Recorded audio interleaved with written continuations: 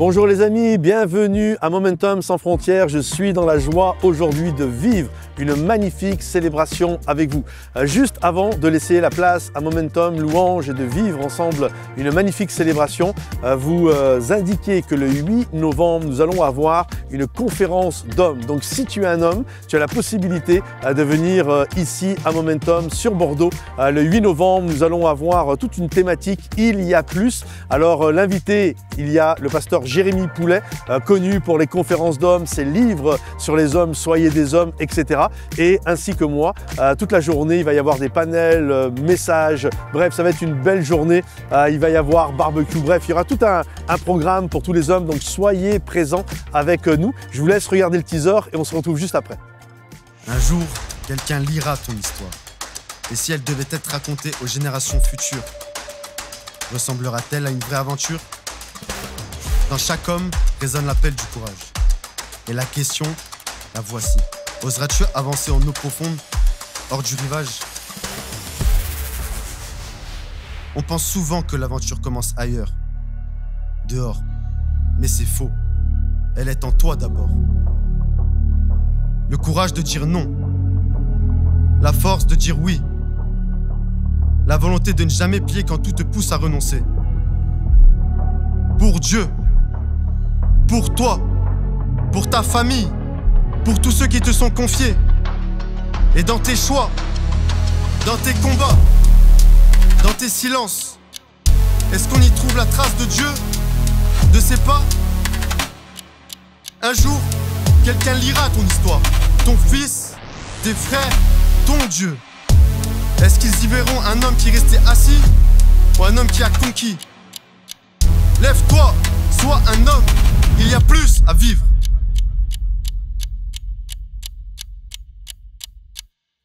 Voilà les amis, inscrivez-vous, on va être bénis tous ensemble. Alors sans plus tarder, pensez à liker cette vidéo pour qu'elle puisse être dans le fil d'actualité d'un maximum de personnes.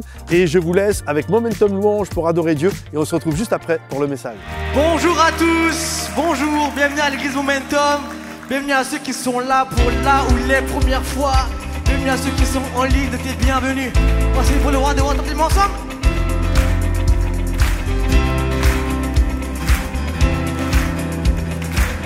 Yes, on y va ensemble, en ton nom nous avons trouvé la vie éternelle, on y va.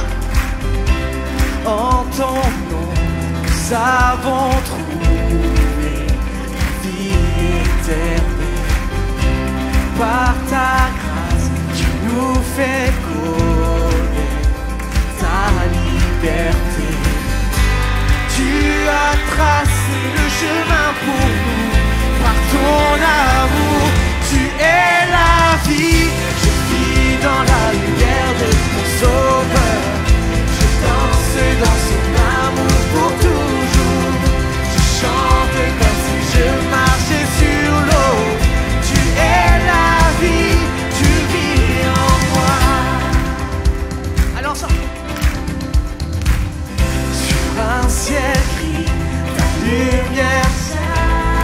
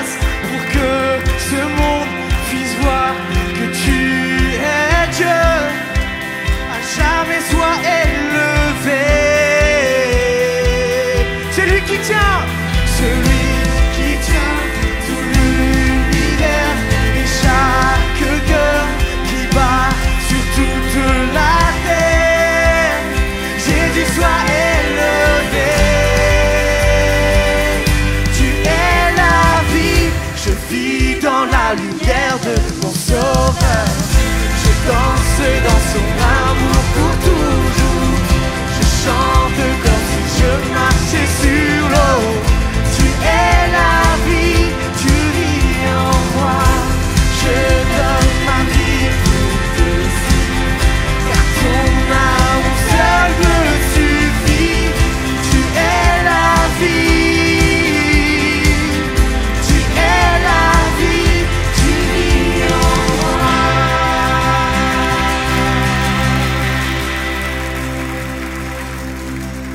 On reprend ensemble. Je vis dans la lumière de mon sauveur. Je danse dans son amour pour toujours. Je chante comme si je marchais sur l'eau. Tu es la vie, tu vis en moi. Je donne ma vie pour te suivre, car ton amour seul me suffit. Tu es la vie, tu es la vie, tu vis en moi.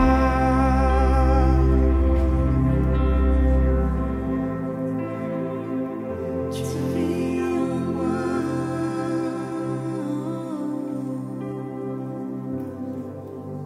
Ô Dieu d'éternité, tu vis en nous, Seigneur. Et ce matin, nous accueillons ta présence au milieu de nous, dans ce lieu, Seigneur. Nous accueillons ta présence comme un parfum de bonne odeur et nous voulons venir tout déposer à tes pieds, Seigneur. Notre passé, notre futur, notre présent, Seigneur. Que tu sois maître de toutes choses.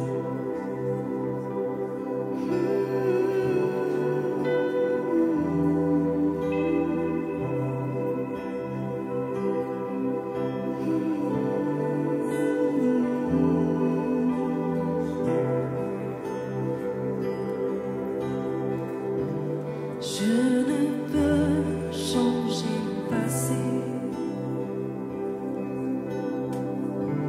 Je ne peux contrôler mon futur.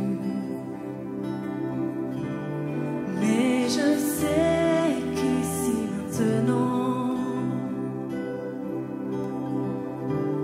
tu es là, ta promesse est certaine.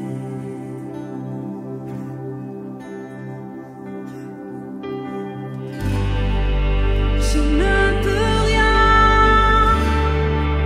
sans ta présence. Viens me trouver dans ce lieu.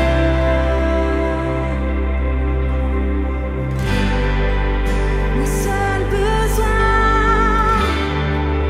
c'est plus de toi. Viens me trouver dans ce lieu.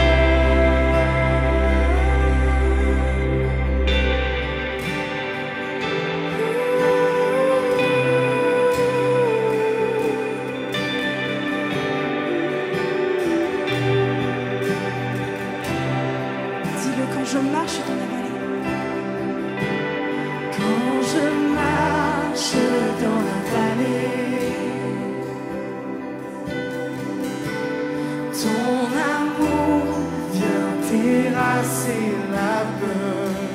Comme le soleil, Comme le soleil dessine l'ombre, ta gloire apparaît, Seigneur. ta gloire apparaît dans ma faiblesse.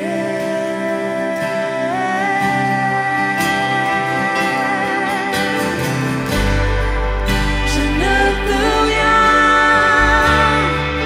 sans ta présence.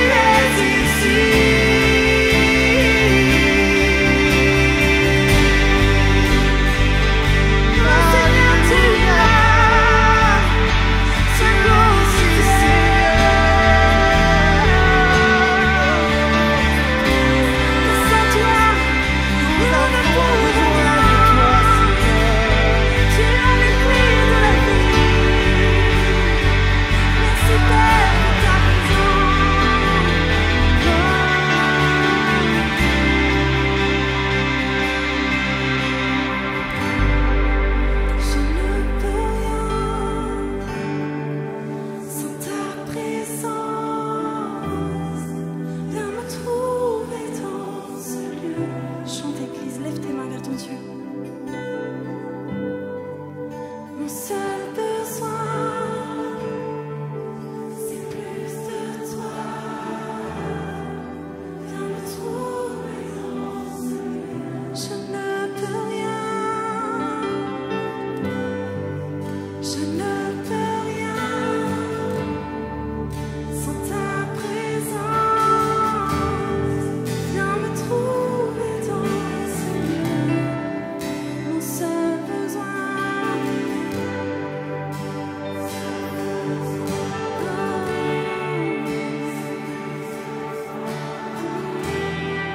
Viens me trouver dans ce lieu.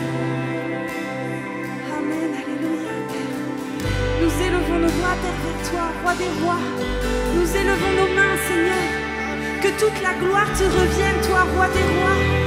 Toi, sauveur de notre univers, Seigneur. Toi, sauveur de toute personne qui est ici, Seigneur, et au-delà, Seigneur. Toi, libérateur, toi qui guéris, Seigneur. Nous voulons te donner toute la gloire. Alors ce matin, nous te proclamons, nous le disons, Seigneur. Merci pour ta grâce. Nous nous attendons, toi, Seigneur. Agis ici. Alléluia, Seigneur, Saint-Esprit. Descends dans ce lieu. Fais des miracles, Seigneur. Nous voulons le voir ce matin. Oh, Esprit de Dieu, viens.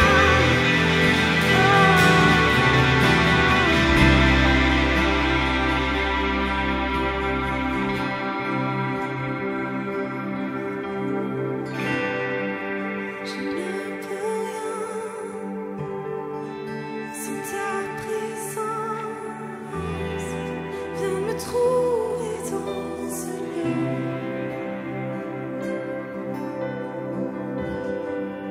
Mon seul besoin, c'est plus de toi. Viens me trouver dans ce lieu.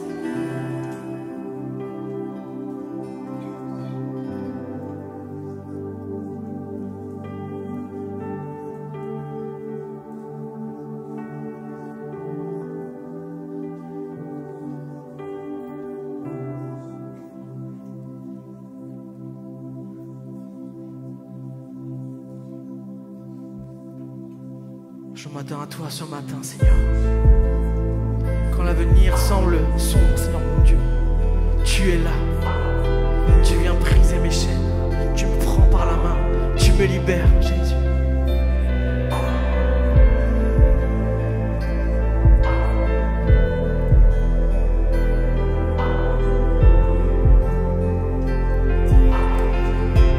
Quand l'avenir, déclare-le ensemble. Quand l'avenir me paraît sombre, Dieu, tu me rappelles que tu n'as pas dit ton dernier mot. Ton amour est éternel. Change ma vie, transforme-moi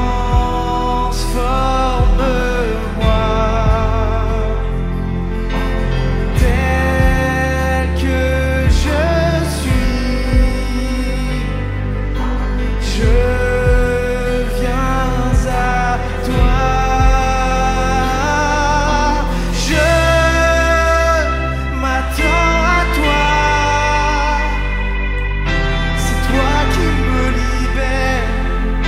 C'est toi qui me libère. Dieu, oui, tu m'appelles. Et tu brises mes chaînes. Et tu brises mes chaînes. On y va ensemble, tu es sensible. Tu es sensible à ma détresse. Son est plus grand. Tu as promis d'être avec moi. Dieu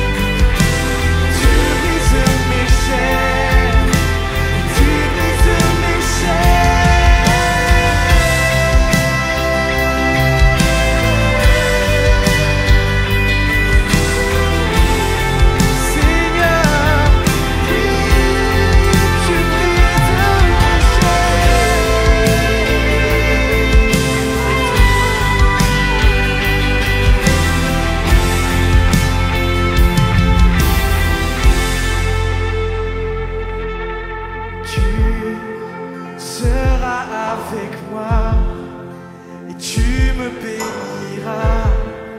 Tu es un Dieu fidèle et fort. Tu étends mes limites, tu redonnes la vie à tous ceux qui étaient. Tu seras avec moi, Liwa Église. Tu seras avec moi. On déclare ce matin. Et tu me béniras. Tu es un Dieu fidèle et fort. Tu étends mes limites, tu redonnes la vie à tous ceux qui tu as m'écouté.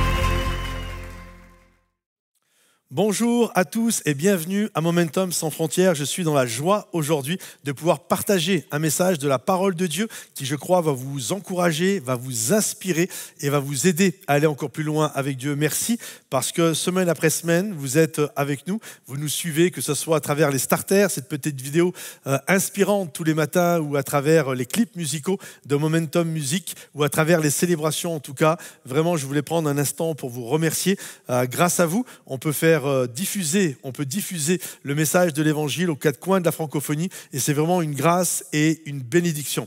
Alors aujourd'hui, j'aimerais vous apporter un message pour vous aider vraiment à aller de l'avant, quel que soit parfois, vous savez, il arrive parfois qu'on a nos logiques, et quand Dieu ne fait pas comme nous avions pensé, on a du mal à réaliser ce que Dieu est en train de faire et comment Dieu veut agir et nous bénir. Alors aujourd'hui, j'aimerais vraiment vous apporter un message pour vous aider à réaliser que Dieu est capable de le faire, et non seulement il est capable, mais il fait comme il le veut. Par exemple, est-ce que vous croyez que Dieu, cette semaine, alors que peut-être vous êtes malade et que vous avez passé des examens, que cette semaine, le médecin vous téléphone en vous disant « Je ne comprends pas, monsieur, je ne comprends pas, madame, dans les analyses, il n'y a plus aucune trace de la maladie. » Est-ce que vous croyez que Dieu est capable de faire ça? Est-ce que vous croyez, alors que peut-être ça fait des semaines, des mois, que vous avez demandé un nouvel appartement parce que vous habitez dans une toute petite maison, un tout petit appartement, et vous avez fait une demande, mais c'est toujours, vous avez l'impression que c'est passé à la trappe. Est-ce que vous croyez que cette semaine, votre dossier peut passer au-dessus de la pile et qu'on vous attribue, que quelqu'un vous téléphone et vous attribue un nouvel appartement? Est-ce que vous croyez que Dieu est capable de faire ça? Est-ce que vous croyez, alors que peut-être ça fait des mois et des mois, peut-être ça fait 1 an de chômage, vous avez envoyé des CV de partout et il n'y a eu personne qui vous a appelé, est-ce que vous croyez que cette semaine, un patron, une secrétaire vous téléphone en disant votre candidature candidature nous intéresse. Seriez-vous disponible pour que nous puissions nous rencontrer? Pensez-vous que Dieu soit capable de faire ça? Oui? Alors si oui, j'aimerais vous poser une autre question qui est très intéressante également. Si Dieu le faisait, seriez-vous surpris? Est-ce que vous seriez surpris que Dieu agisse? Là, je vous vois devant vos écrans. Peut-être vous écrivez sur le chat. Certains, il y a deux teams. Il y a la team, non, je ne suis pas surpris. Je suis un homme de foi. Je suis une femme de foi. Et si j'ai prié, je crois que Dieu va le faire. Et puis, il y a la team, et je dois avouer que moi, je suis dans celle-ci, celle qui est surpris. D'ailleurs, souvent, moi, je prie pour que Dieu viennent me surprendre. Et quand bien même j'ai prié pour quelque chose, je dois avouer, quand Dieu répond à cette prière, ça m'arrive souvent d'être surpris de ce que Dieu fait. Il y a une histoire d'ailleurs que nous trouvons dans Actes, au chapitre 12, qui est très intéressante et qui nous parle de ça. La Bible parle que Jacques, un des apôtres du Seigneur, a été arrêté et malheureusement a été tué par l'épée. Et quelque temps après, on prend Jean, Actes chapitre 12, et on le prend et on le jette en prison. Et vous comprenez que l'église de Jérusalem est dans la panique. Ils ont peur, ils sont inquiets. Pourquoi? Parce qu'on a arrêté l'apôtre Jean, on a arrêté un de leurs pasteurs et tout le monde se souvient que Jacques a été tué. Donc ils sont dans une forme d'inquiétude. Et la Bible nous dit qu'ils ne cessent de prier. L'église ne cesse de prier. Ils sont dans des maisons, ils sont dans des groupes de maisons et là ils prient. Et j'entends leur prière. Elle n'est pas écrite mais elle est facile à comprendre. Seigneur, interviens. Seigneur, agis. On prie pour que tu fasses quelque chose. Ouvre les portes de la prison. Fais tomber les chaînes, Seigneur. Agis dans la vie de l'apôtre Jean, garde-le, protège-le, qu'il ne soit pas tué comme a été tué l'apôtre Jacques. Et certainement que l'Église prie fort. Et Dieu entend les prières. Alors Dieu a envoyé un ange, et la Bible nous dit ceci, il a envoyé un ange, et lorsque l'ange est arrivé en prison, alors que Pierre était entouré de soldats, la Bible nous dit qu'ils vont tous s'assoupir, et l'ange va faire tomber les chaînes qui rendait captif l'apôtre Pierre, les chaînes vont tomber et l'ange va dire à Pierre, suis-moi, et ensemble ils vont se mettre en mouvement et la Bible nous dit que les portes de fer vont s'ouvrir et là, l'apôtre Pierre va sortir de la prison. Et à votre avis, une fois sorti, où va-t-il aller? C'est simple, il va aller vers ceux qui étaient en train de prier pour lui. Et là, l'histoire, elle est assez remarquable. Regardez ce qu'il est dit dans Actes, au chapitre 12, et au verset 13 et 16. Il frappa, donc c'est Pierre, frappa à la porte du vestibule. Donc là, souvenez-vous, où les gens sont en train de prier pour lui. Une servante nommée Rhode s'approcha pour écouter. Elle reconnut la voix de Pierre, et dans sa joie, au lieu d'ouvrir, elle courut annoncer que Pierre était devant la porte. Imaginez l'apôtre Pierre, il est en train de toquer. Là, Rhode entend et reconnaît la voix de Pierre, mais plutôt que de l'ouvrir, elle le laisse en plan derrière la porte et elle va voir ceux qui certainement sont dans le salon en train de prier. Et écoutez ce qu'ils disent. Alors elle lui dit, il y a l'apôtre Pierre qui est devant la porte et ils, donc ceux qui priaient, lui dirent, tu es folle. Mais elle affirma que la chose était ainsi et ils dirent, c'est son ange. Cependant, Pierre, c'est très marrant comme histoire, cependant Pierre continuait à frapper. Ils ouvrirent, et la Bible nous dit ceci, et ils furent étonnés de le voir. Surprise, Dieu répond aux prières. Cette histoire, mes amis, est une histoire qui est surprenante. Et je prie, moi, souvent, pour que Dieu vienne me surprendre. J'aime quand Dieu vient me surprendre. Je prie pour quelque chose, mais lorsque Dieu le fait, je suis comme un enfant, les yeux écarquillés dans la bénédiction, la grâce de ce que Dieu est en train de faire. Et souvent, pourquoi on a du mal parfois à le réaliser? C'est parce que nous avons notre logique. Soyons honnêtes. On a tous notre manière de penser de comment Dieu doit nous bénir. Et quand Dieu fait différemment de ce que nous avions imaginé, on est toujours surpris. Alors j'ai intitulé le message d'aujourd'hui « Tu cherches la logique, Dieu prépare une surprise ». Alors que toi, tu cherches le A, B, C, D, ta feuille de route, la manière dont les choses doivent être faites, lui, Dieu, est celui qui vient te surprendre. Premièrement, aujourd'hui, Dieu nous surprend en façonnant notre histoire. La Bible nous parle de cette histoire d'un homme qui s'appelle Kish, drôle de nom, c'est la première fois qu'on entend parler de lui.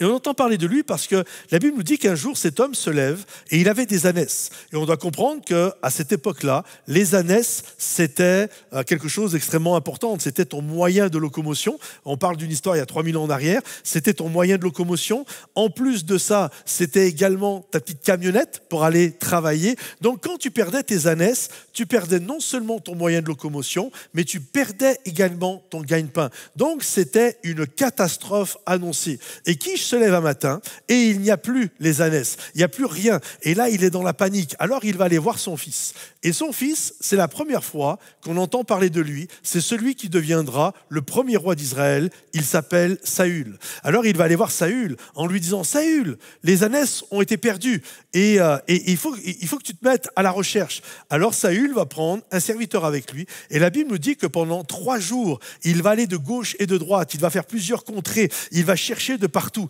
Et au bout de 3 jours, ils n'ont pas trouvé les ânesses. Et là, ils doivent se rendre à l'évidence. Les ânesses qu'ils cherchent sont perdues. C'est terminé. On a perdu. C'est terminé. Rentrons à la maison. C'est un drame. C'est catastrophique. Mais c'est une évidence. On ne les a plus. Et là, le serviteur pense à quelque chose. Il dit, tu sais, Saül, pas très loin de là, il y a un petit village. Et dans ce petit village, il y a un homme de Dieu qui s'appelle Samuel. Et c'est un homme qui voit l'avenir. C'est un homme qui voit les choses. C'est un prophète. Allons lui demander, parce que peut-être que lui est informé. Il sait peut-être où sont les ânesses. Alors là, ils y vont, ils font une investigation. Ils partent à la recherche de Samuel. Et la Bible nous dit qu'à un moment donné, ils vont se trouver devant lui et ils vont le trouver. Et là, Saül va partager sa souffrance, va partager sa perte. Il va dire, voilà, sais-tu où sont nos ânesses? Et écoutez bien la réponse de Samuel. Il est dit ceci dans 1 Samuel au chapitre 9 et au verset 20. Samuel va lui dire ceci.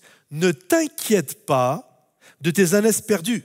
Il y a aujourd'hui 3 jours qu'elles ont été retrouvées. Ne t'inquiète pas de ce que tu as perdu. J'aime cette parole et j'aimerais te la donner aujourd'hui. Ne t'inquiète pas. Ne t'inquiète pas de ce que tu as perdu. Vous savez, parfois, nous, on a des questions. Et je me souviens quand moi j'étais jeune chrétien, un jour j'étais là, il y a des choses que je ne comprenais pas, donc je posais des questions. Et il y avait un monsieur dans l'église qui m'a dit, tu sais, on ne demande pas pourquoi à Dieu. La volonté de Dieu, elle est parfaite et tu dois t'y soumettre. Et je suis d'accord avec lui, la volonté de Dieu est parfaite et on s'y soumet. Mais parfois, on a quand même des questions. Et moi, j'aime poser des questions à Dieu. Et ça tombe bien, parce que si tu as des questions, Dieu a des réponses. Et là, il y avait une question. Où sont passées mes ânesses? Et vous savez, Dieu a toujours des réponses parce que la Bible nous montre que Dieu est omniscient, il est omniprésent et il est omnipotent.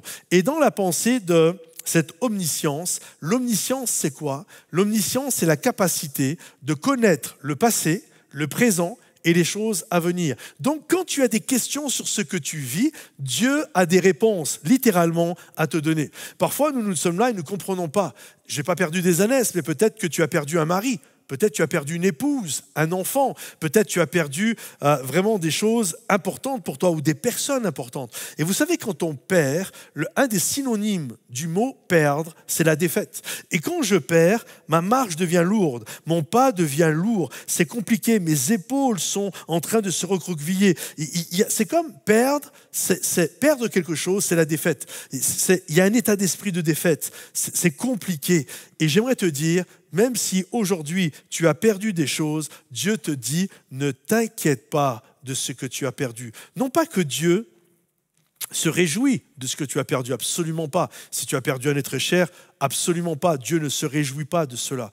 Mais Dieu n'est pas arrêté par ce que tu perds. Toi, tu as peut-être perdu un travail, peut-être ta voiture est tombée en panne cette semaine, tu as perdu une position sociale. Dieu te dit, ne t'inquiète pas de ce que tu as perdu, parce que Dieu n'est pas arrêté par les pertes que nous venons de vivre ou que tu viens de vivre. Il est capable de relancer ta vie, il est capable de t'amener à une nouvelle étape pour que tu puisses continuer d'avancer. Dieu a des réponses. Vous savez, dans cette histoire, ce qui est beau, c'est que, alors que Samuel est en train de prier, 24 heures auparavant, Et alors que Saül et son serviteur sont en train de chercher les ânesses, vous savez, c'est comme dans les films. 24 heures plus tôt, Dieu a parlé à Samuel. Et il va lui dire, demain, à la même heure, écoutez ceci, c'est 1 Samuel 9 au verset 16, Dieu dit à Samuel, demain à cette heure-ci, je t'enverrai un homme du pays de Benjamin et tu lui donneras l'onction pour qu'il soit le conducteur, le nouveau roi de mon peuple d'Israël. Est-ce que vous comprenez? Saül était en train de chercher ses ânesses. Il ne savait pas où elles étaient. Et lui, il était en train de vivre un drame. Lui, il était en train de vivre une faillite. Il était en train de vivre une catastrophe. Et alors que lui pense qu'il a tout perdu, Dieu va l'amener à une place. Il va l'amener devant Samuel. Dieu avait averti Samuel. Et quand il arrive devant Samuel, la Bible nous dit que littéralement, Dieu avait parlé à Samuel pour que Samuel lui donne l'onction pour qu'il devienne le futur conducteur du peuple d'Israël. Il lui a donné l'onction royale. Est-ce que vous comprenez? Dieu ne s'arrête pas à ce que nous perdons. Il utilise, même s'il ne se réjouit pas de cela, il utilise ce que nous perdons pour nous amener à une nouvelle place, pour nous donner une onction royale. Alors aujourd'hui, j'aimerais m'adresser à tous ceux qui pleurent, à tous ceux qui vivent des combats, à tous ceux qui ont perdu des choses. J'aimerais te dire, le Seigneur n'en a pas fini avec toi. La fin de l'histoire n'est pas encore arrivée. La Bible dit ceci dans Ésaïe au chapitre 55, « Autant les cieux sont élevés au-dessus de la terre, autant les pensées de Dieu sont élevées au-dessus de nos pensées. » Est-ce que vous comprenez? En fait, Dieu connaît la fin de l'histoire. Nous, on ne la connaît pas. Vous savez, c'est comme si je prends mon iPad ici et je colle ça sur mes yeux. En fait, quand c'est collé sur mes yeux, je suis incapable de lire. Et là, pour que je puisse être capable de lire, il va falloir que je recule. Alors, suivant l'âge que tu as, tu recules plus ou moins loin. Mais à un moment donné, tu captes un mot, une phrase, et tu as l'histoire en entier. Et Dieu dit, autant les cieux sont élevés au-dessus de la terre, autant mes pensées sont élevées au-dessus de vos pensées. En fait, Dieu connaît la fin de l'histoire. Nous, parfois, on a la feuille collée sur nos yeux et on ne comprend pas, Seigneur, j'ai perdu ceci, j'ai perdu cela, je ne sais pas, je suis dans l'inquiétude, je ne sais plus où j'en suis, c'est compliqué. Mais comprends ceci, Dieu connaît la fin de l'histoire. Lui, il voit toute l'histoire. C'est pourquoi aujourd'hui, garde un cœur prêt à être surpris. J'ai noté ceci, c'est ma deuxième pensée, c'est pourquoi rester dans l'émerveillement. Reste dans l'émerveillement parce que Dieu est capable de façonner ton histoire et littéralement de faire quelque chose dans ta vie que tu n'as pas vu, que tu ne peux même pas réaliser, mais Dieu va le faire. Alors toi, reste avec le cœur d'un enfant. Souvent, l'un des problèmes que nous avons, c'est que nous ne sommes plus dans l'attente d'être surpris par Dieu. Tu sais, c'est comme on est devenus des chrétiens depuis un certain temps et il y a comme on est blasé. On n'a plus cette capacité d'émerveillement. Et regardez ce que le Seigneur a dit. Jésus dit, « Laissez les petits enfants et ne les empêchez pas de venir à moi, car le royaume des cieux est pour ceux qui leur est semblable. Le royaume des cieux est pour ceux qui leur ressemblent. » Et vous savez, quand je prêchais ce texte avant, je parlais tout le temps de la foi d'un enfant. Et c'est vrai que la foi d'un enfant, c'est vraiment quelque chose de beau, c'est quelque chose... Il y a une pureté dans la foi d'un enfant.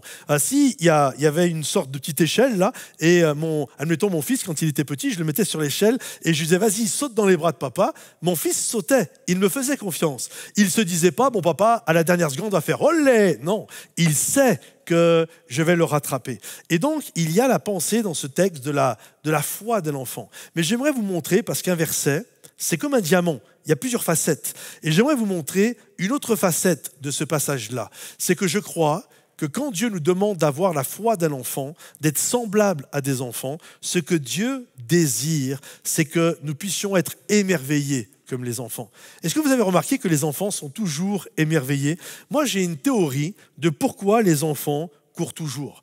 Moi, mon deuxième enfant, Colline, lorsqu'elle a appris à marcher, elle devait avoir à peu près 1 an, je crois que c'est 11 ou 12 mois, et lorsqu'elle a appris à marcher, le temps qu'elle prenne confiance en elle, ça a pris 3-4 jours, et là, elle s'est mise à courir.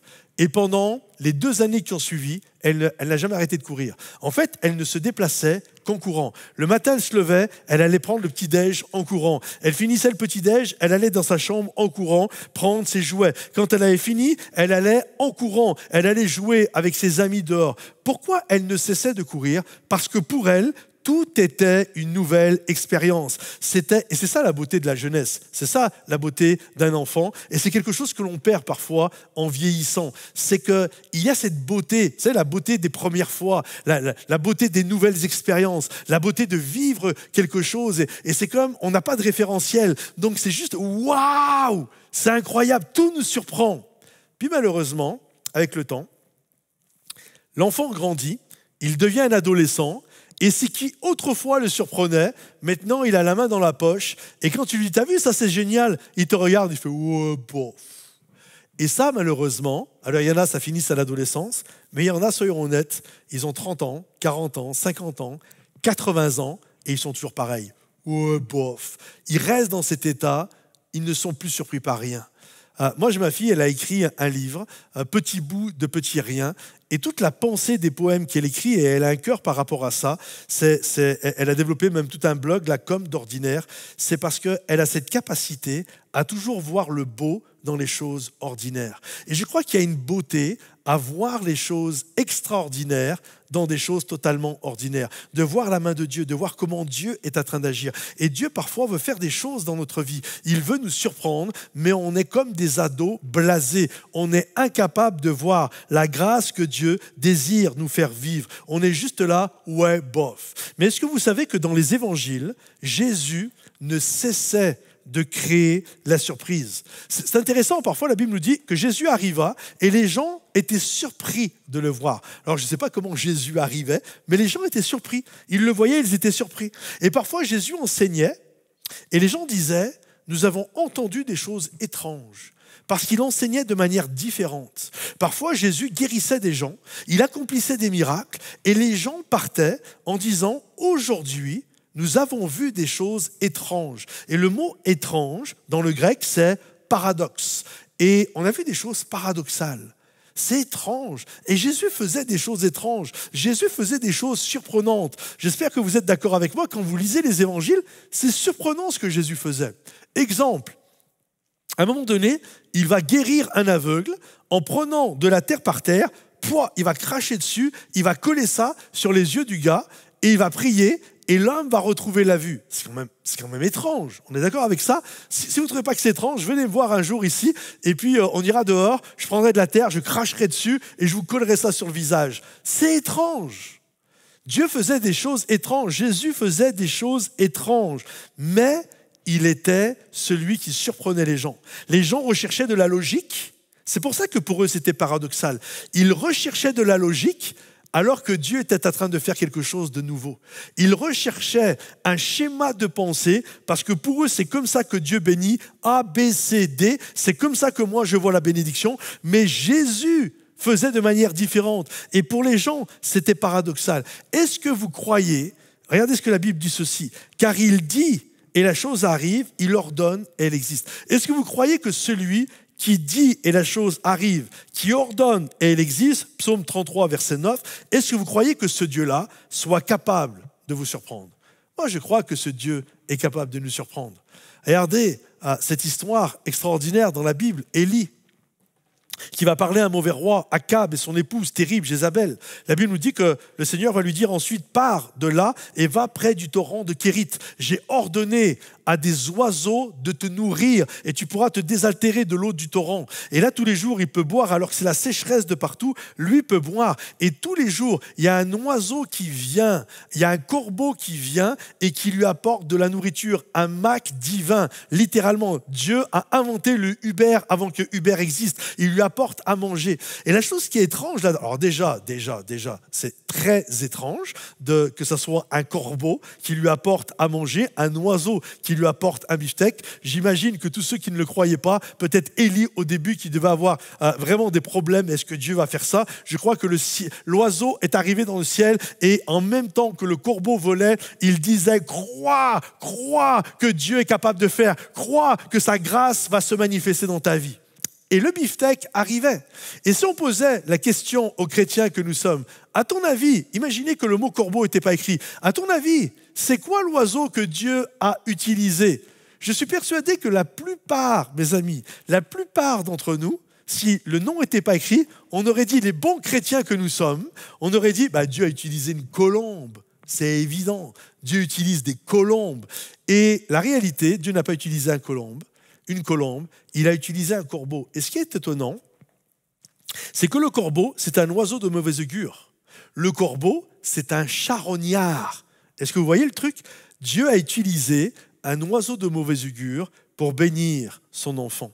Et souvent, il est là le problème. C'est que nous, on a notre logique. On cherche la colombe de partout. Elle est où la colombe? On la cherche. On cherche les colombes. On cherche la colombe qui va venir. Et on est incapable de voir le corbeau que Dieu est en train de nous envoyer pour nous bénir. Toi, tu es dans ta logique alors que Dieu vient te surprendre. Il y a un appel à réaliser que Dieu fait ce qui lui plaît sur son trône. C'est la parole de Dieu qui le déclare. Il fait ce qui lui plaît. Dieu peut te bénir avec un athée, un musulman, un bouddhiste ou un chrétien. Il fait ce qu'il veut. Toi, tu cherches des colombes, mais si Dieu veut utiliser un corbeau, il va utiliser un corbeau. Parce que Dieu n'a pas fini avec toi. Et toi, tu cherches la colombe. Toi, tu cherches, moi c'est comme ça. Et puis je me souviens, il y a 12 ans en arrière, le Seigneur m'avait béni. J'avais prié, j'avais jeûné, j'avais fait la chose A, B, C, D. Et c'est comme ça que la bénédiction est arrivée. Donc toi, tu reproduis. Ou tu as entendu un frère, une sœur qui lui a été béni comme ça, tu reproduis ce que lui ou elle a fait, mais le temps passe et ça ne fonctionne pas. Mais ce n'est pas que ça ne fonctionne pas, c'est que Dieu veut te bénir d'une manière différente, mais tu es incapable de le voir parce que tu es toujours enfermé dans ta logique. Dieu est Dieu et il fait ce qui lui plaît. Arrête de chercher des colombes quand Dieu est en train de t'envoyer un corbeau. Reste avec un cœur d'enfant. Reste avec cette capacité d'être émerveillé. Parce que parfois, la solution que vous avez envisagée, c'est une autre solution. Toi, tu regardes à cette porte, alors que Dieu a ouvert une autre porte, mais tu es incapable de voir l'autre porte qui s'est ouverte, parce que toi, tes yeux sont toujours sur cette porte-là. Dieu est Dieu, et il fait ce qui lui plaît. Dernièrement, j'aimerais vous dire ceci, le Seigneur a toujours une solution. Regardez ce qu'il est dit, alors que Jésus est en train de mourir sur la croix pour le pardon de nos péchés. Et là, il y a un petit groupe qui est au pied de la croix. Regardez ce qu'il est dit. Près de la croix, c'est Jean, chapitre 19, versets 25 à 27.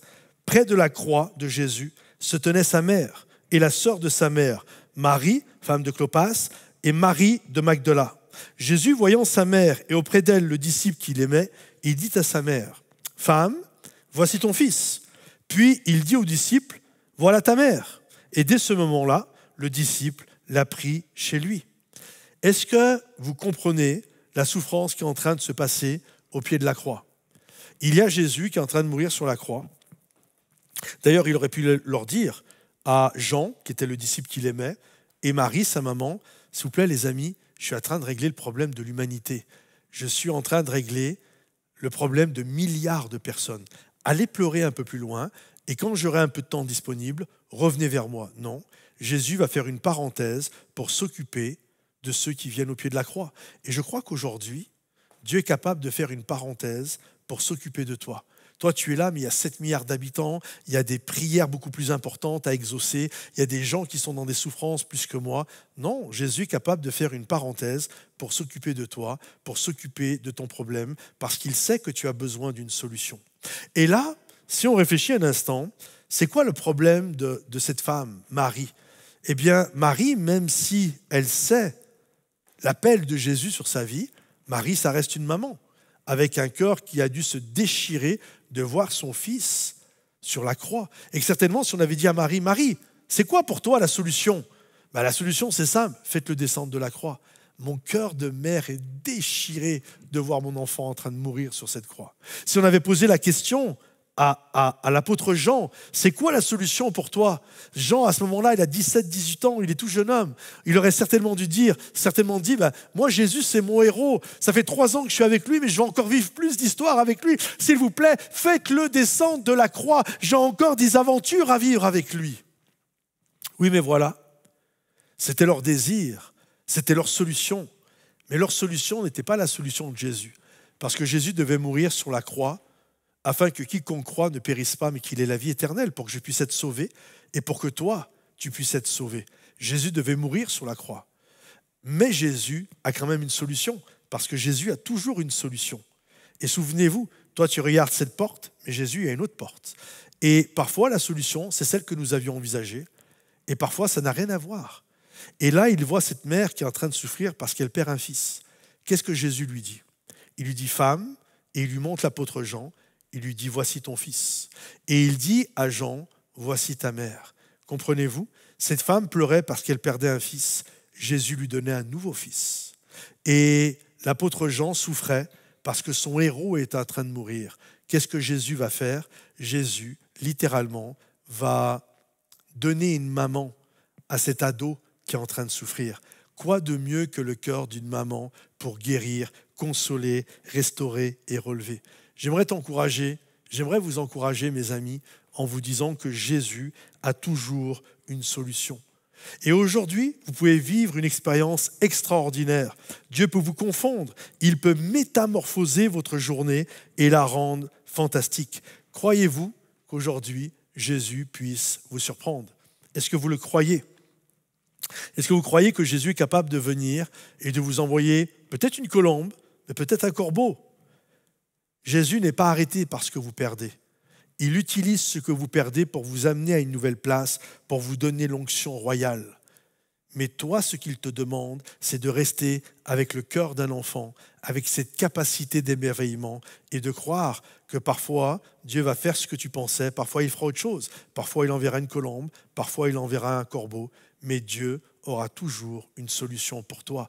Alors arrête de rechercher ta logique et laisse Dieu te surprendre parce qu'il n'en a pas fini avec toi. J'aimerais juste t'inviter à courber la tête là où tu es. J'aimerais prier pour toi. Seigneur mon Dieu, je prie pour toutes les personnes aujourd'hui qui écoutent ce message. Je prie pour que ta grâce se manifeste. Je prie, Seigneur mon Dieu, qu'à travers ce message, ils puissent avoir le cœur d'un enfant prêt à être émerveillé. Oui, Seigneur, je prie pour tous ceux qui ont perdu des choses ou des gens, des êtres chers. Je prie que tu leur donnes une onction royale pour continuer la route. Je prie pour qu'ils restent avec le cœur d'un enfant capable d'être émerveillé afin que tu leur trouves une solution. C'est dans le nom précieux de Jésus, Père, que je t'ai prié, que ta grâce se manifeste dans le nom de Jésus. Amen. Amen. Que le Seigneur vous bénisse, mes amis. Si ce message vous a béni ou encouragé, pensez à le liker en appuyant sur le petit pouce, le partager. Peut-être, je suis sûr que vous connaissez des gens qui ont besoin d'entendre ce message-là. Et si vous avez un commentaire, si vous avez une expérience à nous communiquer, merci de le faire dans les commentaires. Je suis persuadé que ça va bénir plein de gens qui lisent également les commentaires. Sachez également que si vous avez besoin de la prière, vous avez juste à remplir le formulaire qui est dans le chat. Nous avons un équipier qui va prier pour vous. Dernièrement, merci également pour tous ceux qui nous soutiennent de manière financière. Vous avez juste à aller à monofrande.fr et merci pour votre générosité ou directement sur le site de l'église, églisemomentum.com. Merci pour votre générosité. Grâce à vous, on peut faire connaître le nom de Jésus sur Internet, faire tout le travail que nous faisons, des implantations d'églises, travail sur le net, des albums, etc., qui bénissent et qui vous encouragent. En tout cas, merci du fond du cœur d'être là dimanche après dimanche avec nous. Soyez bénis les amis. Bye bye.